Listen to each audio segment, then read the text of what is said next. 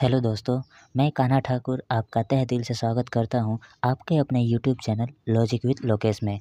तो जैसा कि आप सभी जानते हैं, कल हमने सेट नंबर 3 को बहुत ही अच्छी तरीके से अटेंड किया था और आज इस सेशन का सेट नंबर 4 हम अटेंड करने वाले हैं। तो जितने भी फ्रेंड्स सेट नंबर 1 से लेकर 3 को अटेंड नहीं किए हैं, तो कृपया पूर्वक एक बार अवश्य अटेंड करें। तो चलिए शुरू करते हैं आज का ये हमारा सेशन।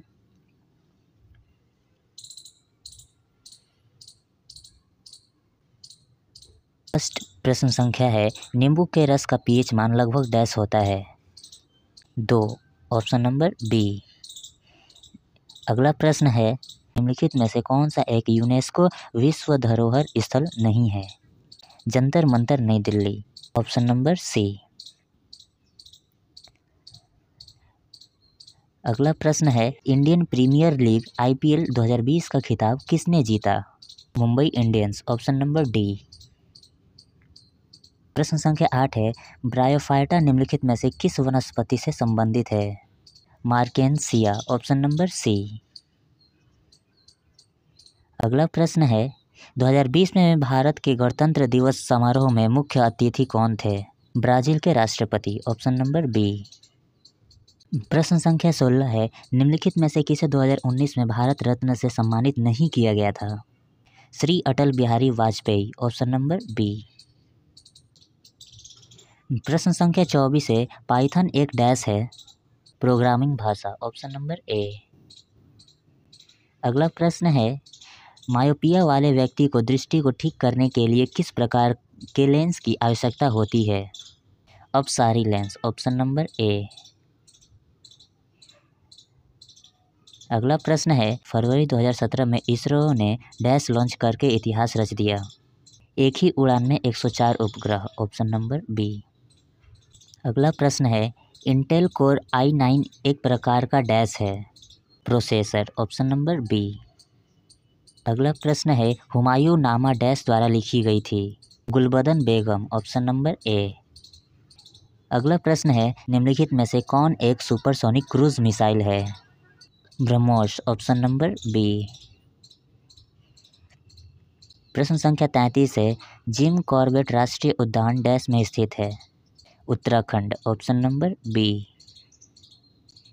प्रश्न संख्या 34 है, GST भारत में अधिरोपित एक अप्रत्यक्ष कर है। GST की पूर्ण रूप डैश है? Goods and service tax. Option number B.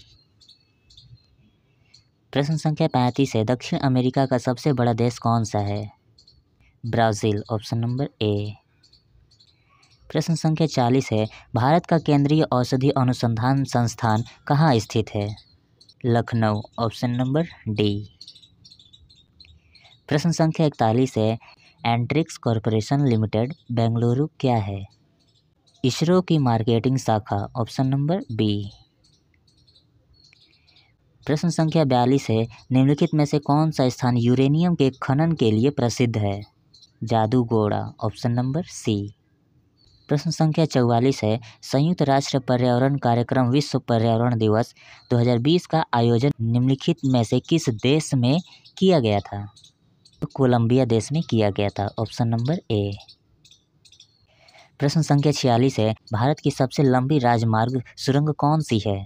तो भारत की सबसे लंबी राजमार्ग अटल सुरंग। Option number C. प्रश्न संख्या 48 है, निम्नलिखित में से कौन सी नदी अरब सागर में गिरती है? अरब सागर में गिरने वाली नदी ताप्ती है। ऑप्शन नंबर ए। प्रश्न संख्या 51 है, यूनेस्को का मुख्यालय कहाँ है? पेरिस में है। Option number D. प्रश्न संख्या 52 है, समग्र शिक्षा स्कूली शिक्षा के लिए एक योजना है जो डैश के लिए है? प्री नर्सरी से 7वीं कक्षा तक। ऑप्शन नंबर ए। प्रश्न संख्या 53 है, बेरी एक रोग है जो डैश की कमी के कारण होता है? Vitamin B1। Option number B. प्रश्न संख्या 55 है, लोकसभा और राज्यसभा की संयुक्त बैठक की अध्यक्षता कौन करता है? लोकसभा का अध्यक्ष। Option number B. प्रश्न संख्या 57 है, एक प्रसिद्ध यात्री इब्न बतूता डैश का मूल निवास था? मोरक्को में। ऑप्शन नंबर ए। प्रश्न संख्या 58 है, निम्नलिखित मानव रोग में से कौन सा रोग जीवाणु से होता है? टाइफाइड एक जीवाणु जनित रोग है, ऑप्शन नंबर ए। प्रश्न संख्या 59 है, नवंबर 2020 के अनुसार भारत में उच्च न्यायालयों की कुल संख्या कितनी है? उच्च न्यायालयों की कुल संख्या 25 है, ऑप्शन नंबर सी। प्रश्न संख्या 62 है, नवंबर 2020 तक की जानकारी के अनुसार भारत के शिक्षा मंत्री कौन हैं? Doctor Ramesh Pokhriyal, option number C. प्रश्न संख्या 63 है, निम्नलिखित में से कौन सा देश सार्क का सदस्य है? Afghanistan, option number D. प्रश्न संख्या 67 है, 8 नवंबर 2016 को विमुद्रीकरण की घोषणा के समय भारतीय रिजर्व बैंक के गवर्नर कौन थे? Urjit Patel, option number C. प्रश्न संख्या 68 है, भारतीय संविधान के जनक के रूप में किसे जाना जाता है? डॉक्टर भीमराव अंबेडकर को, ऑप्शन नंबर ए। प्रश्न संख्या 70 है, जातक कथाएं डैश से संबंधित हैं? बौद्ध धर्म, ऑप्शन नंबर बी। प्रश्न संख्या 71 है, कावेरी जल विवाद डैश के बीच है?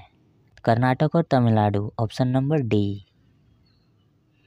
प्रश्न संख्या 72 है, महात्मा गांधी ने डैश में भारतीय राष्ट्रीय कांग्रेस सत्र की अध्यक्षता की थी? बेलगाम, ऑप्शन नंबर ए। प्रश्न संख्या 75 है, गीत गोविंद किसने लिखा था? तो जयदेव ने गीत गोविंद लिखा था, ऑप्शन नंबर ए। प्रश्न संख्या 77 है, ASCII अंग्रेजी वर्णों को संख्याओं के तौर पर निरूपित करने के लिए एक कोड है, इसका पूर्ण रूप डैश है? American standard code of information interchange, option number B.